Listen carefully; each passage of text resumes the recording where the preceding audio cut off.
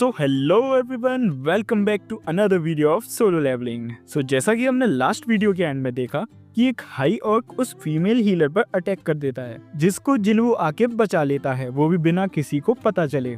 अब जिन्वू stealth skill का use करता है, जिससे वो काफी फास्ट मूव कर सकता है, और इस स्पीड का फायदा उठा के जिन्वू सारे हाई ऑर्क्स को थोड़ा थोड़ा डैमेज कर देता है, क्योंकि अगर इसने ज्यादा डैमेज किया तो बाकी हंटर्स को इसके बारे में पता चल जाएगा। और वैसे भी वो यहाँ हंटर्स गिल्ड के इस काम में दखलंदाजी नहीं देना चाहता, क्योंकि उन्होंने इस डंगन पे काफी पैसे लगाए हैं। लेकिन इन हाई ऑर्क्स में से कुछ को जिन्वू के बारे में पता चल जाता है, लेकिन क्या फायदा, ये सब तो वैसे भी मरने वाले हैं।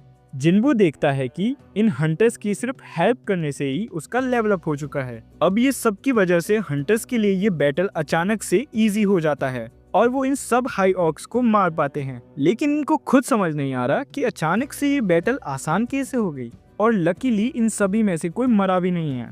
वहीं जो ये फीमेल हंटर है वो सोच रही है कि ये पोर्टर यानी कि जिन्वू सोच रहा होगा कि हमारे अटैक फोर्स के मेंबर्स बेवकूफ हैं, लेकिन ऐसा हो ही नहीं सकता कि स्टेल्थ जैसी स्किल मैजिक कास्टर से छिप जाए। यानी कि ये एक लौती हंटर है जो जिन्वू को देख पाई। अब ये फीमेल हीलर सुन की हुन को कहती है कि जिस हाई ऑर्क ने मुझ पर अटैक किया था उसके अचानक से 2 टुकड़े हो गए, यानी कि ये कहना चाहती है कि किसी ने तो चुपके से मैजिक का इस्तेमाल किया है। ये सुन के सुन की हुन उस जीना नाम की मेज हंटर से पूछता है, क्या वो तुम थी?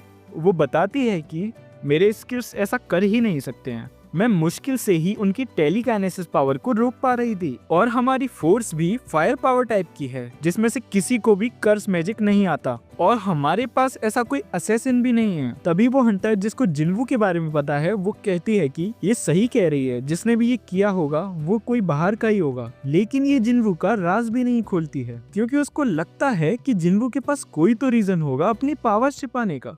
अब कुछ मेंबर्स सुन की हुन से पूछते हैं कि क्या ये सब के बाद भी हमें आगे बढ़ना चाहिए, क्योंकि हम एंट्रेंस गेट से ज्यादा दूर भी नहीं थे और हमें पूरा हाई ऑर्क का गैंग मिल गया। अब एक मेंबर सुन की उनसे कहता है कि जब हमें पता है कि इस डंजन में हाई ऑर्क्स हैं, तो हमारा बिना मास्टर चोई या वाइस मास्टर चाहे इनके आगे जाना खतरनाक साबित हो सकता है। अब एज अ लीडर ये डिसाइड करना सुन की हुन पे डिपेंड करता है कि क्या ये आगे जाएंगे या फिर वापस लौट जाएंगे। लेकिन ये डिसीजन थोड़ा मुश्किल है, क्योंकि अगर ये इस रेड को पूरा कर लेते हैं तो इसको ऑफिशियली टीम बी का लीडर बनाया जा सकता है। जिन्वू भी सोचता है कि अगर ये एक समझदार लीडर होगा तो ये आगे जाने का डिसाइड नहीं करेगा, और गेस व्हाट, सुन की हुन वापस लौट जाने का डिसाइड करता है।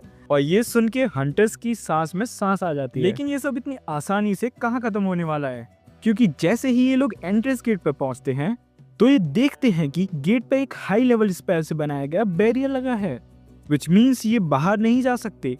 अब जिस मेज हंटर को जिन्वू के बारे में पता है वो इस बैरियर को तोड़ने की कोशिश करती है, लेकिन तभी इन सभी को बहुत ही ज्यादा हाई लेवल की पावरफुल मैजिकल एनर्जी फील होती है, जो कि इस डंजन के बॉस से आ रही है। यानी कि इनका वापस लौट जाने का फैसला बिल्कुल सही था। अब ये देख के ही लोगों की फट जाती है, और बाकी के मेज हंटर्स भी इस बैरियर को तोड़ने का पूरा ट्राई करने लग जाते हैं।